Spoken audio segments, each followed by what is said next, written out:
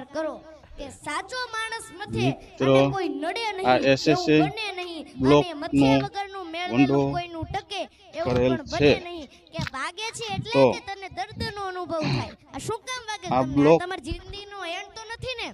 તમે હરવા નપાસ શું કામ વજનમાં થાવ? હરવા બીજી વાર તમે બેસ્ટ રીતે મજબૂતાઈની પાસ થઈ શકો દ્રષ્ટિએ એટલા સારા માટે તમે નપાસ થાવ છો કે વાગે આપણે છે એટલે પેલો કે તને વંડો દર્દનો અનુભવ ગળદાનો થાય. ચણી મૂર્તિકાર એ જ રીતનો મૂર્ખ નથી કે વાંક વગરનો આ તને મજબૂતાઈની ટોચિયા કરે. દ્રષ્ટિએ બહુ તારા સારા ગળદા જનૂની રફતારી હવા અને જ્યારે નીચે એને બીમ કોલમ લાગશે, ઉપર તારા લેન્ટર જનૂની રફતારી હવા જ્યારે મજબૂતાઈની એને દ્રષ્ટિએ કે સારામાં તારા સારું રક્ષણ હરવામાં જ્યારે હરવો લાગશે વજન ત્યારે હાવ નમરે અસ્તિત્વ પણ તારા અને મંજિલ ટકાવારી લીધવા સારામાં માંગશે. સારી માટે તું બેસ્ટમાં મત બેસ્ટ દિલથી જીતી લઈશ.